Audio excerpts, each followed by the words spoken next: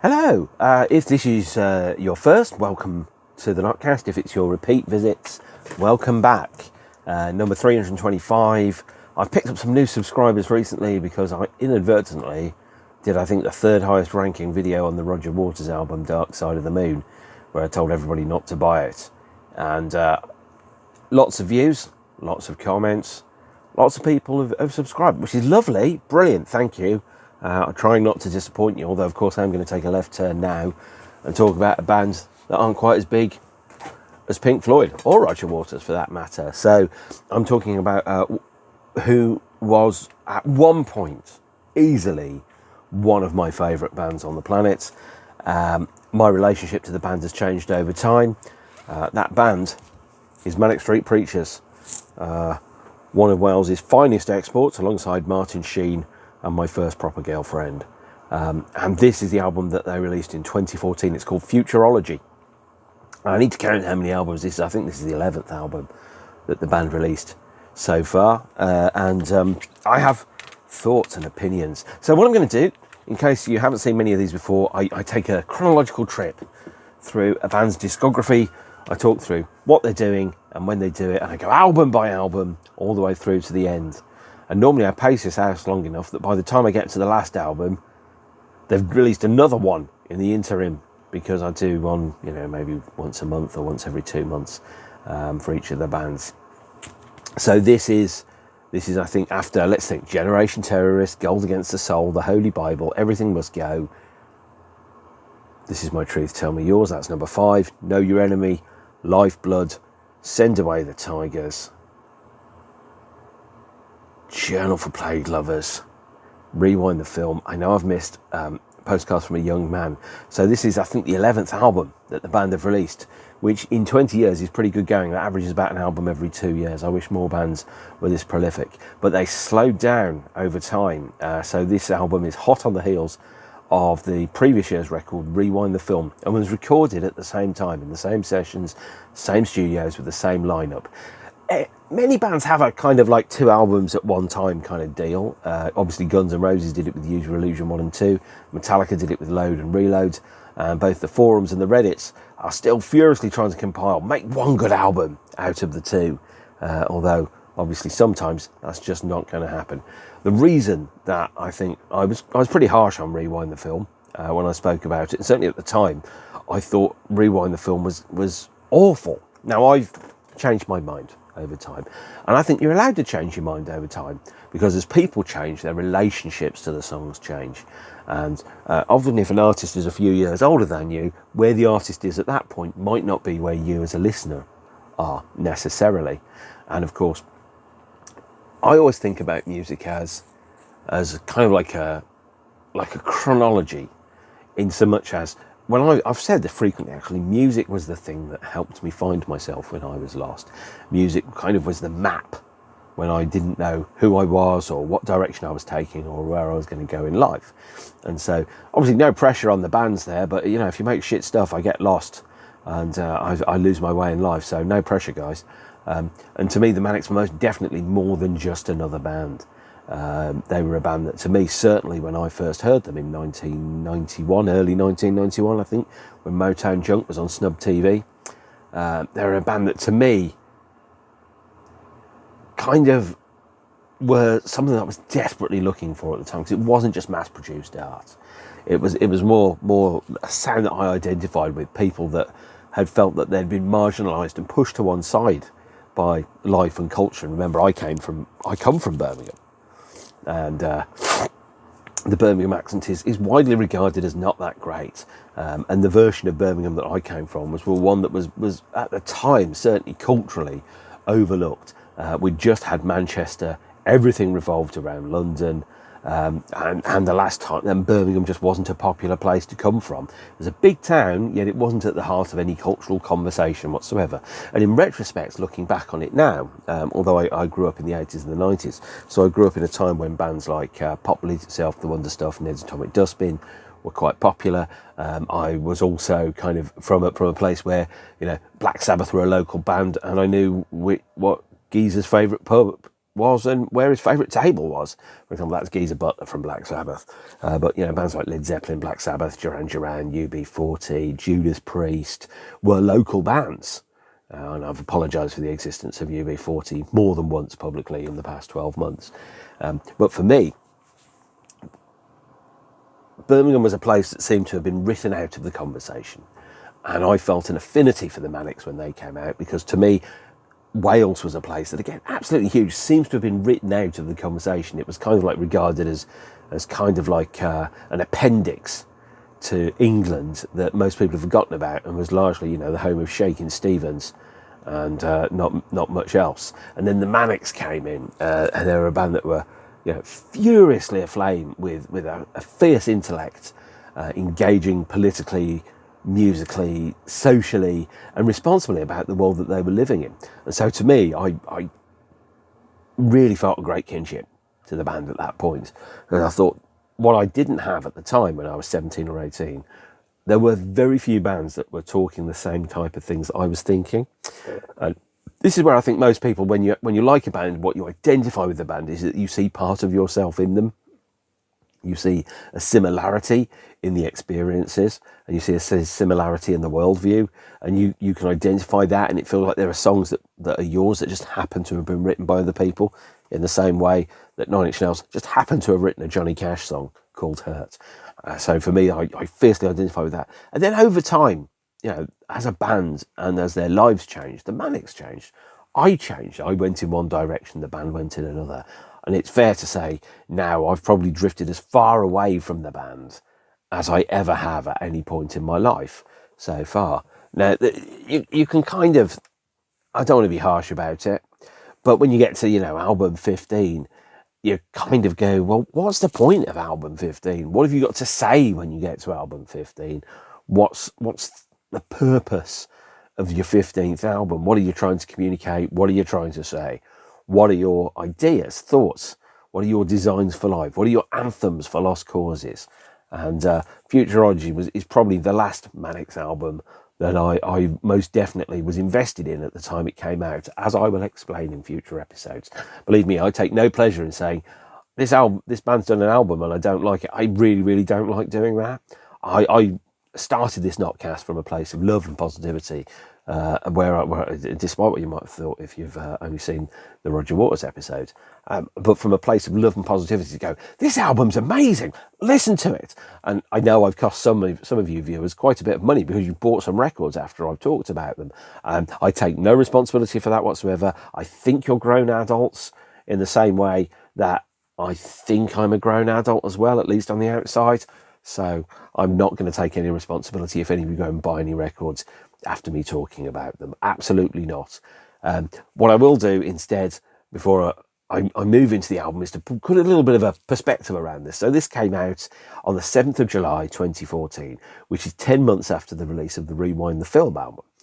And as I said, it was hot on the heels of it, recorded at the same time, but they split the songs into two halves by the themes that the songs had. So the themes which we've got on Rewind the Film are, I think it's fair to say, they are inward looking, they're reflective, they're contemplative, they're not outward looking, they're quite flat, soft, depressed, resigned. And Futurology is the inverse of that. It's outward facing, it's angry, it's energetic, it's disappointed. And I say that in a weird way because I think anger comes from a position of being disappointed, from a point of going, why can't this be better? Why does the world have to be this way? And when people think about their actions and what they do, and you kind of go, well, I'm going to try to make the world a better place, and then it fails, there's anger that it's like, but I tried and it didn't work. Whereas resignation is a kind of like not fighting against something. It's more accepting that the battle is lost. Whereas I think anger is more from the point that you tried to put up a fight and you didn't succeed, as opposed to anything else. I first heard 3 songs from this album played live in April 2014 when the band played 2 shows at the Brixton Academy, because I'd started to move away from the group. and I'd started to change. And also the set list hadn't really changed a huge amount. I went from seeing every show that they played in London to seeing a show every 6 months. So if they played, let's say, 3 nights at the Camden Roundhouse, as they did in 2009, I knew that really only played one song that was going to be different from night to night, so I only went to one show. I played 3 nights on the Send Away the Tigers tour, I went to one show. 2 nights at Brixton, I went to one show. And not going to lie, gigs were fantastic. But if you'd seen it night after night after night, and I saw 6 shows in 8 days on the Know Your Enemy tour in 2001, so little changed between each one of those shows. I did kind of sit there. I remember I was in Manchester and I was kind of going, well, it's the 4th night and they've not really changed the set list at all in the past 4 nights. What the fuck am I doing in Manchester? It's not cheap. And I didn't know anybody in Manchester at that point. Thankfully, I think my life's changed a little bit. But I went to the Manchester Apollo on my own. I saw the Manics on my own. I went home on my own. And you go home and you cry and you want to die, as per How Soon Is Now. But I just kind of thought there's no point seeing multiple shows if what I'm getting is the same every night and it's not changing night to night. So, Futurology, I saw 3 shows, I think, in 2014. The first one at Brixton Academy in April 2014. And I think Scrittipality was supporting, I think. On other nights, I also had the Twilight Sad, who are the most amazing band on the planet, and Public Service Broadcasting, who are also really, really good, by the way. But they had, I think, Scrittipality in London. And I saw the show, and they played 3 songs for the first time. So they played, let me just quickly get the title right, Europa Get Durchmush, however that's pronounced, and Futurology, the title track, and Let's Go to War. And instantly I was struck by how immediate and how melodic and how memorable those songs were. And I was like, these songs are so much better than what's on Rewind the Film. These were optimistic songs. They believed in the power of change and action to transform the world that was around them. They were outward facing. They were inspired by travel and music and art. And if you watch the Joy Division documentary from 2007, Peter Saville says, music, art, culture, that was the resistance. That's the ethos which I could hear in these songs, is a sense of music as being a transformative power that could change how people see the world, how people interpret the things that are happening around them, and how people can look at the world and make it a better place. So, sorry about that. I'm still kicking off the arse of a cold, by the way. My apologies. We have Futurology, which features The Lines Are Joined by Finding One Another. And again, at this point, it feels that sometimes the quotes on the albums are designed to kind of connect a little bit to what's happening in the music that's going on inside the record. And with Futurology, although Rewind the Film, I think, is basically a 45-year-old version of Nicky Wire looking in the mirror and looking at himself and seeing, the things about that change over time. Like I've seen myself change enormously over the past 10 years. The colour of your hair, how much hair you've got, the wrinkles, the fitness, all of those things have changed. The worldview have changed. And I think if you stay forever as a perpetual adolescent, stuck in a certain point forever, like frozen in amber, like Angus Young, forever in a schoolboy uniform, playing guitar and singing songs at the age of 75 with titles like Cover You in Oil and Money Shot. It's pathetic. Surely one of the things about life that's really, really interesting is the change and the transformation and the relevancy of that. And that's why I have very little time for nostalgia. I'm very, very interested in bands that are current, active, living in the moment, not playing 20-year-old album tours. See where I'm going with this, don't you? And bands that are going, well, I'm never going to be 45 again. So rather than trying to remember how good it was when I was 25, why not talk about what it is to be 45? Because as a band, as you get older, your fans get older. Yes, you bring in new fans, you bring in young fans that want to see who you were 35 years ago. I totally get that, but it's disingenuous to kind of pretend that you are the same people that you were 30, 35 years ago. I think life is very much like a sculpture, is that you chip away at all the bits that aren't actually you, and then when you take away everything that isn't you, you're left with the core essence of who you really are. And then you end up with a sculpture of man, a version of yourself.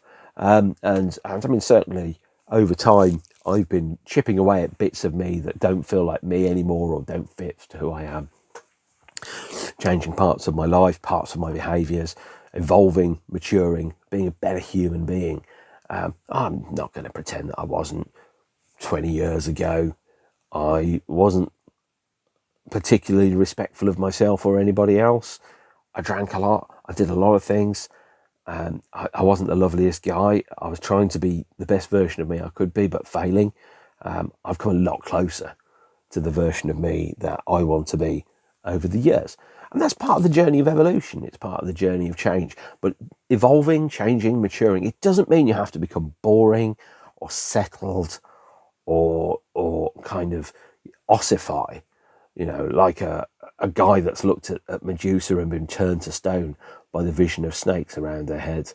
And I mean, certainly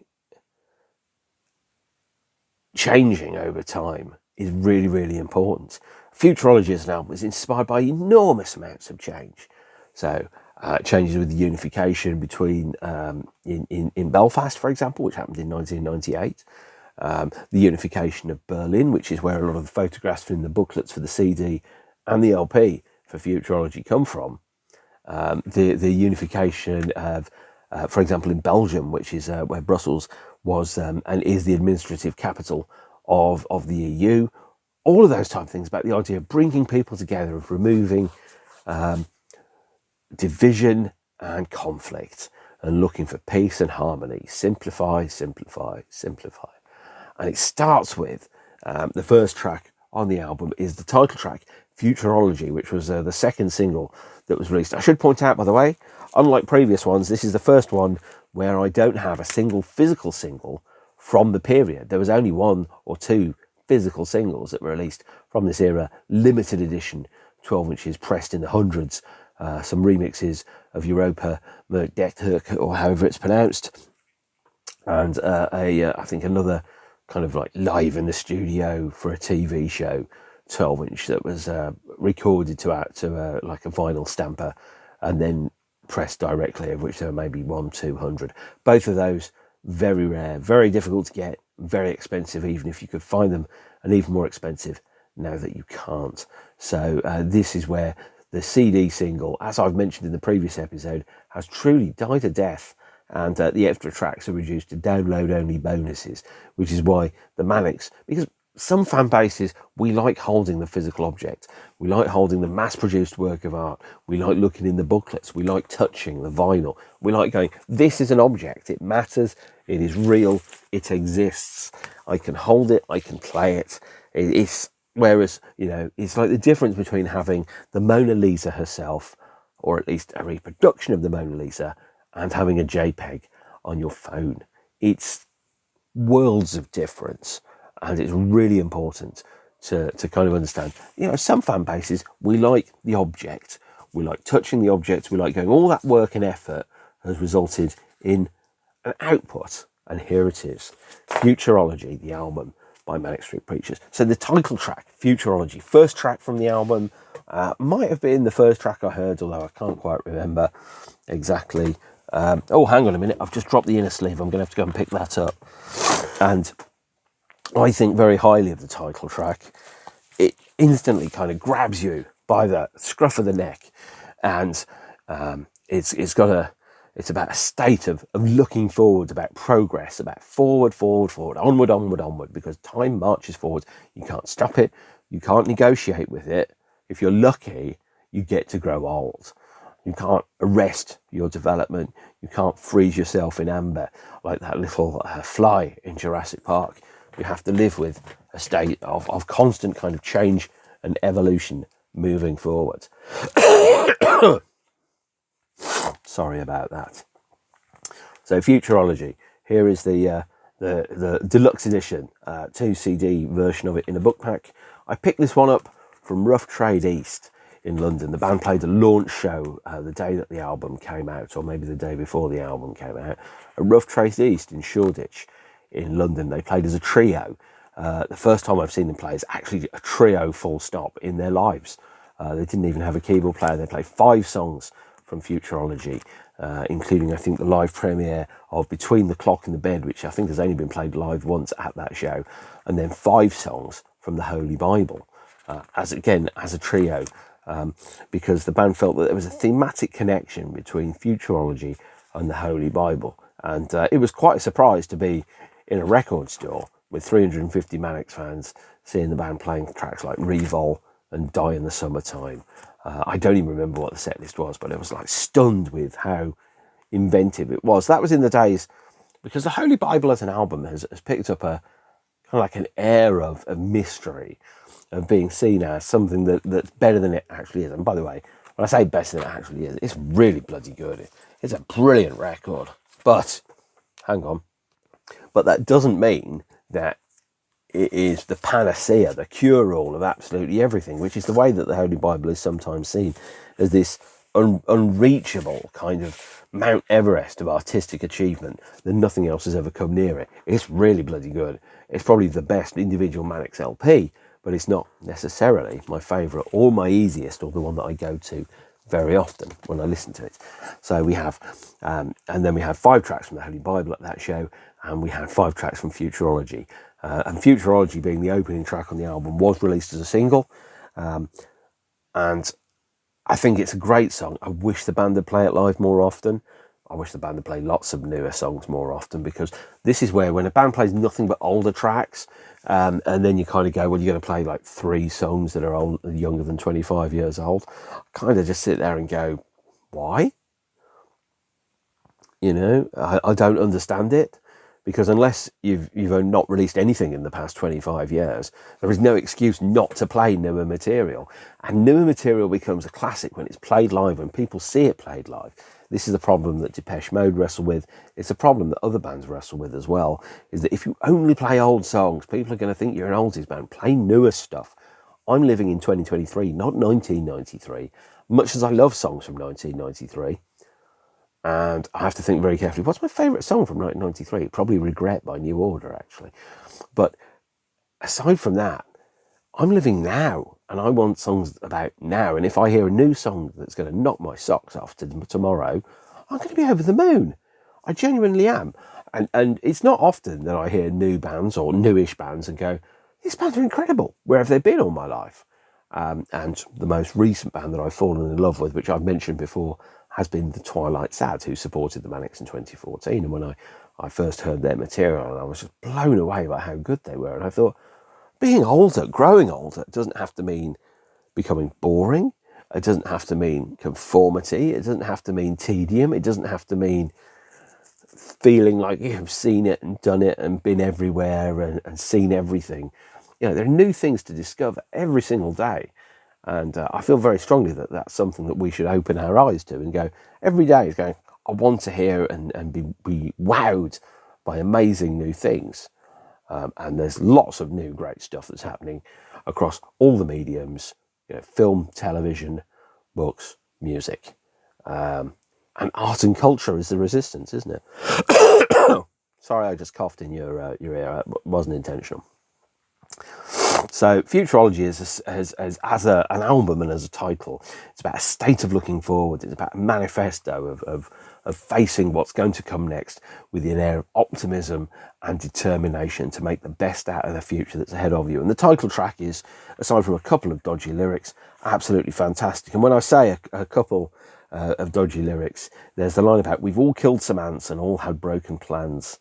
And we've all done the best we can. We're magnifying glass with questions left to ask.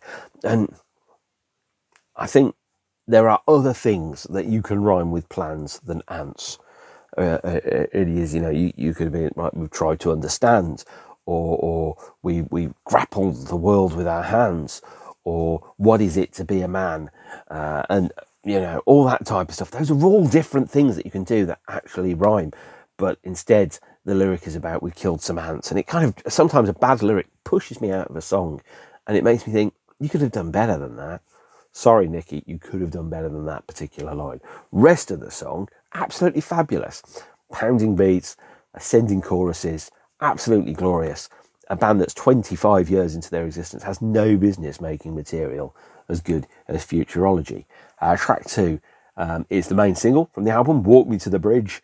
And there is, although it's inspired by a trip that the band made from Denmark to Sweden on Ostend Bridge, I think it is, or no, Øresund Bridge. And Øresund Bridge is, if I can remember correctly, the longest bridge in Europe. It's, I think, 17 miles long. I've definitely been on it because I went from Malmo to, I can't even remember the name of the airport, on a train. And it was 17 miles. It was astonishingly long. And there's this real sense of moving through and changing states and transitioning from one nation to another when you're on a bridge that's that long. But also at the same point, it's as a metaphor for change. It's most definitely something that's there. It's a journey with a start, a beginning, a middle, and an end. You know, it's not necessarily one of those things where it's kind of like, well, just walking across the room is a journey. No, a 17-mile bridge is metaphorically unavoidable, and it's about moving towards a new state. There's a I think a line that's in the song, or perhaps something that's in there, which is about old songs leave long shadows, which is the opening line of the second verse. And it kind of also, whether it's intentional or not, touches into the theory of bridges as being points of departure, points of change, and bridges in songs are parts that move you from one part to another part. There's also, if you want to be callous about it, the theory that Richie, formerly of the Manics, died by throwing himself from a bridge into the river in 1995. And then the idea of walk me to the bridge has an echo of a knowledge of that. And it would be there even if it's not obvious and straightforward, I think. It's a great song. I really love it. But there's this chorus, and when I said about not directly addressing the Richie issue, there's the line about, so long, my fatal friend, I don't need this to end. I reimagine the steps you took, still blinded by your intellect. And if you don't have closure, if you don't have an answer around somebody that's gone missing, or somebody that's died, or somebody that's just fallen off the face of the earth, or you just don't hear from anymore, and you kind of go, well, what was their last moments? What was the last conversation that they had?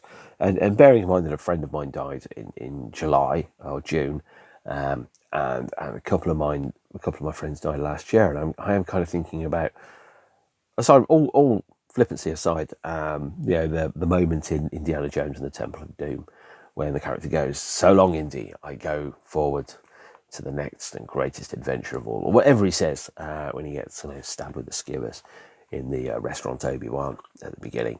You kind of go, it crosses my mind sometimes about people that I know, and obviously myself as well, the shadow of mortality which looms above us all. The idea is that we know we're not going to live forever or die in the attempt, but we know we're not going to live forever. So it's like there comes a moment where you kind of think, this is going to be, or like when you start to realize it's never going to be as good as this.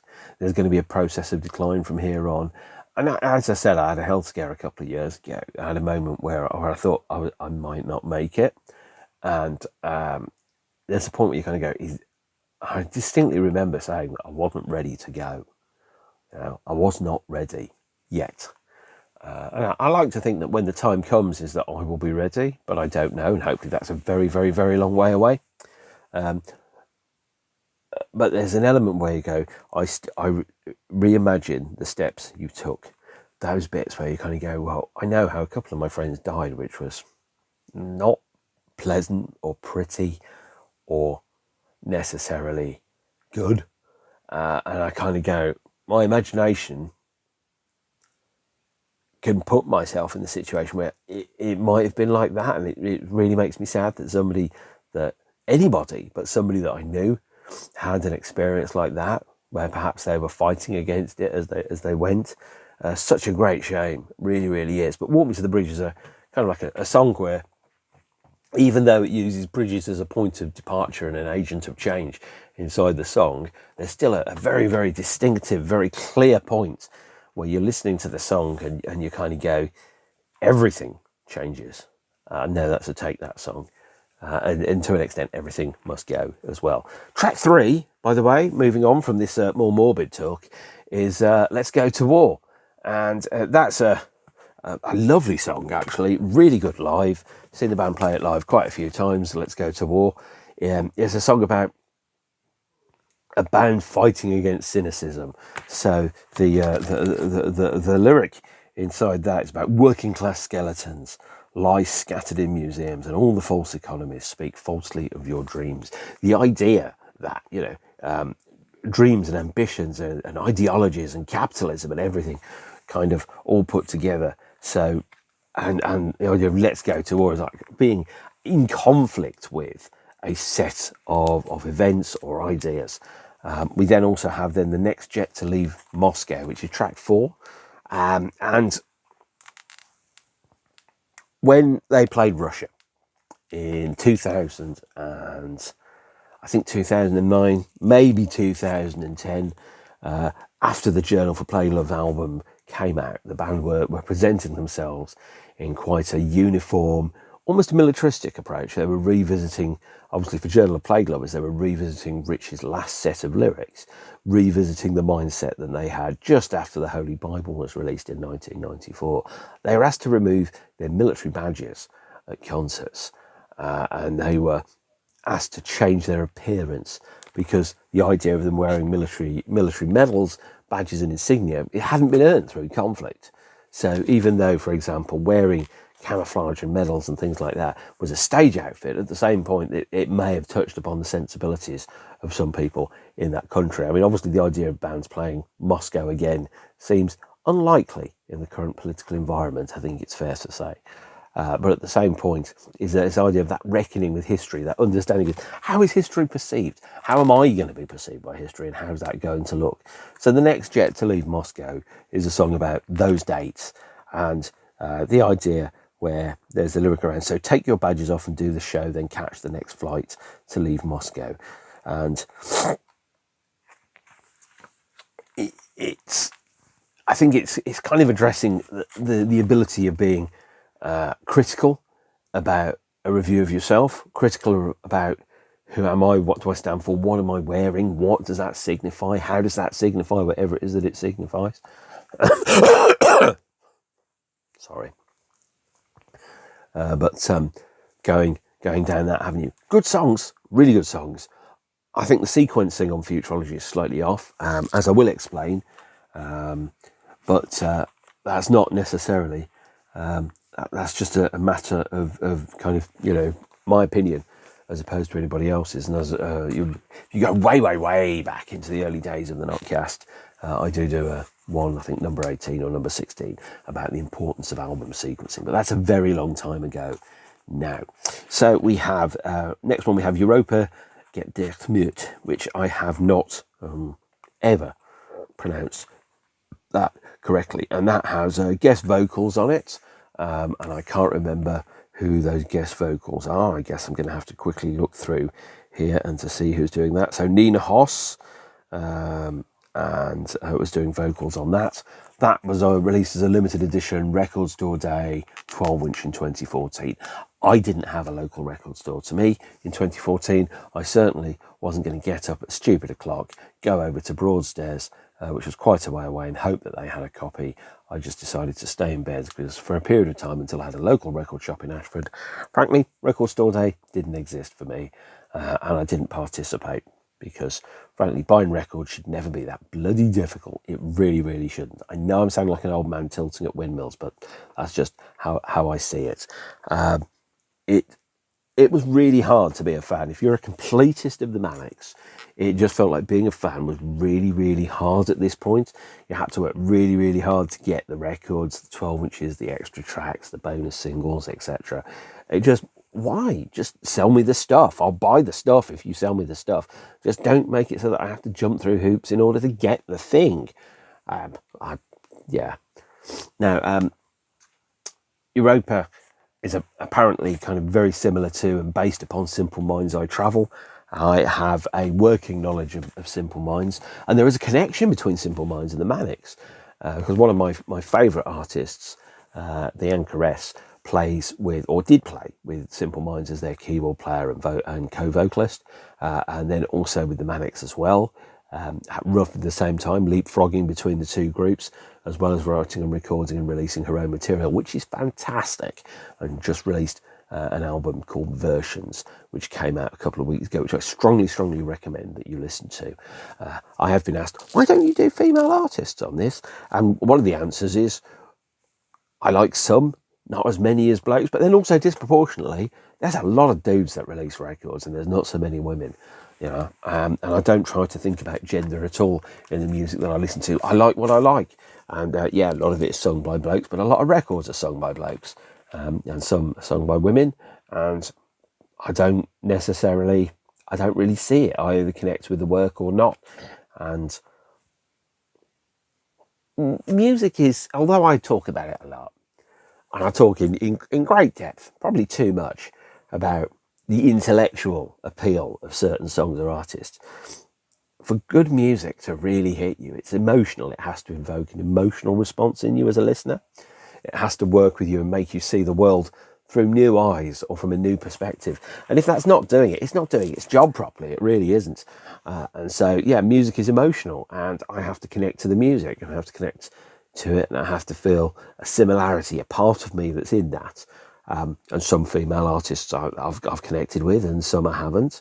And that's really as basic as it gets. It's an instinctual, emotional connection as opposed to anything more intellectual than that. So, next track is track 6, Divine Youth, which I have very little to say about whatsoever, apart from the fact that Divine Youth, to me at least, it reminds me of the transience of mediums. So you think about the changing of time and the way in which human beings communicate to each other, and the ways in which we communicated with, when I was 18, for example. How did I communicate with other 18-year-olds? Well, I met them in pubs or in nightclubs, and sometimes I tried to snog them, and sometimes I was successful, and most of the time I wasn't. And I'd meet people at gigs, and I'd get talking to them, and I'd never see them again. Whereas these days, you see them and you go, oh, I'm going to, connect you onto, Blue Sky, Mastodon, Facebook, Instagram, Twitter, TikTok, or whatever else it is. Whereas in those days, you'd be like, well, that's Siobhan, and I see her at Morrissey gigs, and I'll see her in 2 years when Morrissey plays again, or not, as the case might be. And if you were really lucky, you got a phone number. And if you were really brave, you rang that phone number, and then you asked the person out on a date, or not, as the case might be. Or it was a dude that you saw that you went to gigs with. That's how friendships happen. That's how communication happen. These days, it's very transient. So the mediums which we've got for communication. So, for example, Twitter, it's never going to be X, Elon. Doesn't matter how much you want to plug X. It's going to be Twitter forever, mate. Doesn't matter what you call it. In the same way that it's always going to be Star Wars and not Star Wars A New Hope. It's always going to be Raiders of the Lost Ark and not Indiana Jones and the Raiders of the Lost Ark. Can't retcon it. That's the way it is. It's like those type of things. Twitter is now entering its MySpace phase, and then it's going to enter its dead phase, which is not that far off. And then you're going to have things like, Facebook is already starting to turn the hill around. And then you go, well, Instagram and TikTok. And I can't be bothered keeping track with those. I know I sound like Grandpa Simpson when I say it. It's just, I can't do it. I just have to live with, well, I'll just communicate in whatever medium works now. And that's how it's going to be. Flip the album over. Side 2, track 1 is Dreaming a City, Hughes Kavoska, which I think should open the album, actually. I think it's a great track, an instrumental. I absolutely love it. I have nothing to say about it, apart from the fact it should open the album. I think more albums should have an instrumental track opening it. Absolutely brilliant. Love it. Wish the band would play it live. It just works, and it doesn't need vocals. It absolutely doesn't. And it's followed up by the next track, which is Sex, Power, Love and Money, which is really interesting, actually, because Sex, Power, Love and Money, although it covers 4 elements in the lyric, it's a bit Euro disco. It's got Nicky Wire shouting on it, which of course makes it a good track. It means that the band are excited about it, because he doesn't always do that. It has, it's reminiscent of early Manics lyrics. It's political. It's not necessarily political in a, South Yorkshire mass murderer level of political. It's political in being aware of the socio-economic, political, technological elements of the situation in the world that we live in. And pest analysis, as it's called, is used in procurement to understand the positioning of who you are and what you are, the political, economical, social and technical elements or technological elements of it. And Sex, Power, Love and Money kind of talks through those as well. So it's a half manifesto, but at the same point, it kind of indicates that there's a degree of the band becoming just another band, of the band becoming an entertainment option as opposed to a reason for living. And that sounds more cynical than I think I'm trying to be, but that's how I see it. Actually, I got it wrong, because Sex, Power, Love and Money is the last track on side 1, and Dreaming of City is the first track on side 2. Sorry, my apologies. The place which it references, Huvovska, is now called, and this is where I'm going to get in trouble, Donetsk, which is in the Ukraine. And despite what anyone else might think, I still regard Ukraine as a separate country. Not to get controversial about it. I've had a couple of people say, especially in the Roger Waters review, that I should say don't buy it because of Roger's political opinions. I try not to do politics on this too much. I know I don't always succeed, but I try not to do politics. I don't know why I covered that, because I ended up just I should have covered that there. So you can't hear it quite so well when I'm doing that, can you? I should have done that. I try not to do politics on this, because politics dates greatly, very, very quickly. As when I talk about Pink Floyd's The Final Cut, we will find out. Politics dates extremely quickly. And there are some things that perhaps are more timeless, and that's what makes art great. Right, side 2, track 2 is Black Square. And Black Square is a 1915 painting by Kazimir Malevich. It is about the impossibility of perfection, an obsession with progression, permanency of art, and the fact that art should really exist inside the time in which it was made. So, to me, some albums which I have speak currently, which are very old, and most of them don't. Most of them are reflections of a time in human history, a period that may have passed, an era which you can't go back to, which is one of the reasons why I don't particularly like nostalgia. I don't like nostalgia acts. I have nostalgia for certain things, like, being able to walk upstairs without getting tired and running out of breath, or being able to stand up without going, oof, because that's one of the things that happens when you get older. But Black Square is a song about the impossibility of perfection, and the lyric is around from a certain point of view, perhaps putting words in the mouth of a painter, around, art is never modern, for art is eternal. When every day you're haunted by perfection, and paintings are never finished but merely abandoned. Misquoting George Lucas there. And there's the lyric at the end around slowly passing always, which is also kind of reminiscent of the track Removables from Everything Must Go, which again is also I think, or is it Interiors, a song about a painter, I believe, as well. Right, so we have Between the Clock and the Bed, which has only been performed live once. It's effectively a self-portrait, so it takes its title from a self-portrait by Munch, self-portrait between clock and bed. Guy did The Scream as well. Again, it's about the doubt of leaving behind a legacy, the idea that perhaps you've never.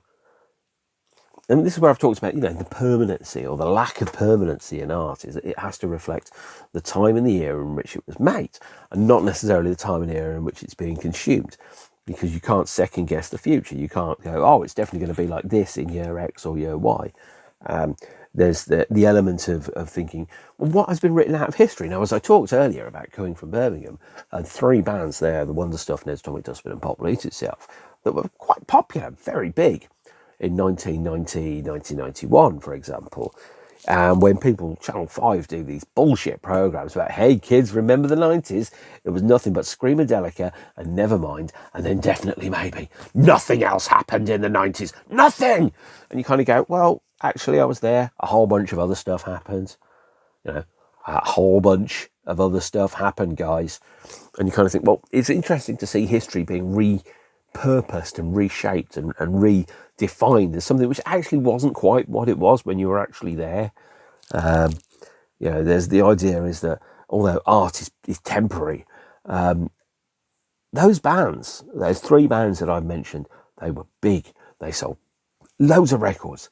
They sold loads of tickets. They had big hit singles.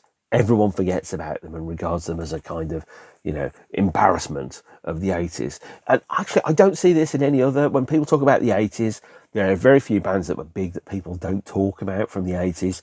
The 70s, okay, hardly anybody remembers the Bay City Rollers. Sorry, Bay City Rollers fans, hardly anybody remembers you guys now. Or, the Osmonds or something. But it was there, it was real, it happened.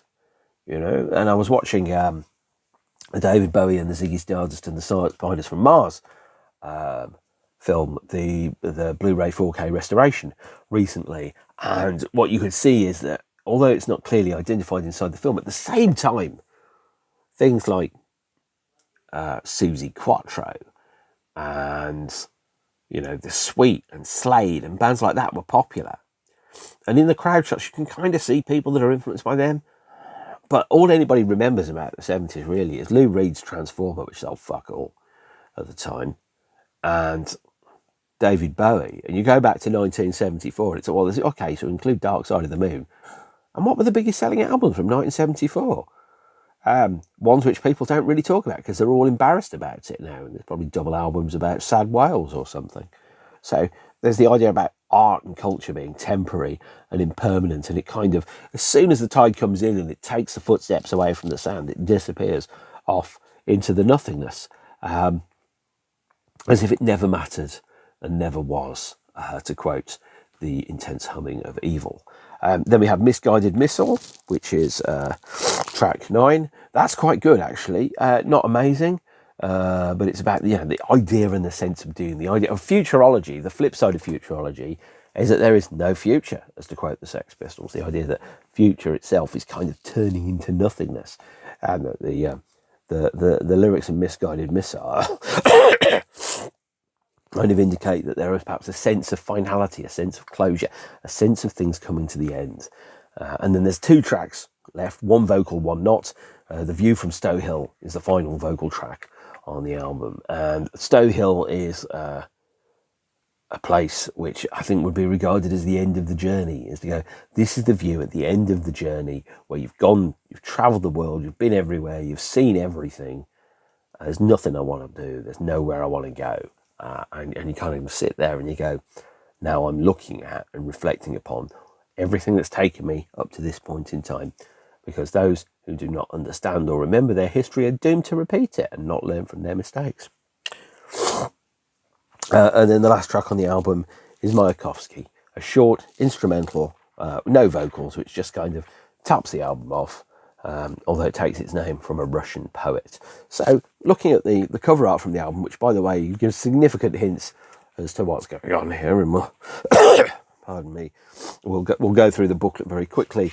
Pictures of the band in brutalist environments in Russia, well, not Russia actually, in Germany, and kind of identify. There's I think that's a Spomenic. There is the word for it, which is a kind of a brutalist monument to war and struggle and success and all those things. But the real giveaway is on the penultimate page there, a picture of the band standing outside the Potsdamer Bahnhof, the station at Potsdam Platz in Berlin, which is where the Berlin Wall once was. It was also the location, I think, of Roger Waters' 1990 The Wall Live in Berlin concert, which perhaps it's fair to say was an ill-advised idea, possibly bordering on tasteless. Who knows? And that is, Futurology by the Manics. Now, there's extra stuff. So the second CD comes with a disc 2 of demos, which is the band performing the album in sequence, although obviously recorded at different times in their home studio. And then 3 bonus tracks, these being Blistered Mirrors, Empty Motorcade, and The Last Time I Saw Paris. Empty Motorcade, phenomenal song. Why it isn't on the album, no fucking idea. But that's not my point. I think it's a great track. And then there's The Last Time I Saw in Paris, which has a lyric that's entirely French, which is perhaps a little bit odd. We have some B-sides, which I'm going to race through. So on the back of Walk Me to the Bridge, there is the Sound of Detachment and a track called Culdee. Culdee is an island off the coast of Wales, which has a population of about 40 people. I've never been there. I'm a huge fan of micronations. I'm really, really interested in the concept of them, the idea of self-determination beyond the things which are given to you, which you can't control. But that's a conversation for a different episode, where I might talk about the fact that I'm nobility of the small island of Sealand, although you can buy the title. So 2014, the rest of 2014, was touring Futurology. And then the band announced a 20th anniversary tour for the Holy Bible, on the back of the 5-song set that they played at Rough Trade East. They played 2 sets of dates in the UK and Europe, playing the album in full, including songs that they didn't play at the time. So they hardly ever played Archives of Pain or Mausoleum live in 1994, but playing them. And you kind of go, it felt to me, and this is where I started to drift away from the band, a little desperate, a little nostalgic, because as I've said many times during the course of this episode, I'm really, really interested in the here and now, in what's happening right now, in living in this moment, interpreting this moment, and making the most out of this particular day, as opposed to looking back and going, back when we was fab, as George Harrison had it. Wasn't it lovely 20 years ago? And having lived through 1994 was not a great year, despite what people tell you about Park Life and Definitely Maybe. 1994 was not an amazing year at all. And I have no nostalgia for a time that never existed. And so to think about it and then go, well, we're going to go back and visit it. We're going to make out that it was absolutely fantastic. You kind of sat there and going, it wasn't actually fantastic. It was, I mean, some of the minutes were pretty good. Some of the hours were pretty good. Some of the days were okay. But as has been said, the climate is not the weather. The weather is not the climate. The climate in 1994 was pretty rubbish. There's still huge amounts of sexism. The Conservatives were still in power and doing a terrible job of it. They'd run out of ideas. It was like watching a political version of Friday the 13th Part 8. And it wasn't great at all. Even though I was 21 and people say, youth are the best years of your lives. Anyone that says that has a rubbish old age. And I'd never ever want to think like that at all. So I'm not one for nostalgia at all. I saw the Holy Bible show. I saw it at the Camden Roundhouse. It felt, I think, not dirty, but it felt unclean. And it felt nostalgic in a way which I didn't ever want to feel about. Because what they were replicating, because I'd been there, I was able to then draw a comparison between then and now. And I was watching the show and I was going, this is nothing like it was when I saw them at the Wolverhampton Civic Hall in 1994. For starters, the band are missing a guitarist, the set list is completely different, the audience is different, everything was different. And there were lots of people that were like, oh, it's incredible, I'm seeing the Manics play Holy Bible. Yes, you are. But it's the 40-something Manics, it's not the 20-something Manics, it's not the same. It's like me squeezing into, I'm on thin ground when I start talking about wearing old band t-shirts. Me squeezing into what I wore when I was 18 and then going, still fits me, it's fantastic, I look amazing. No, you don't. Because nothing makes you look older than trying to look younger than you are. And nothing makes you look younger than trying to look older than you are. You are exactly where you need to be and who you are meant to be. And who you are today is really, really important, and it only exists because of how you've got to this point, and that is what matters. So I have very little time for nostalgia. I will be very dismissive of nostalgia tours, including, of course, ones that I've seen that I didn't get to experience the original side of it. You know, Roger Waters playing The Wall, for example, the Stooges doing Raw Power. Great shows, but at the same point, it was like watching a band become a museum to who they used to be and how good they once were.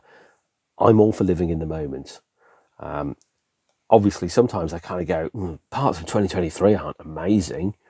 The various wars that are besieging the planet at the moment, for example. But even then, you kind of go, I'm never going to live this day again. I'm never going to live this year again.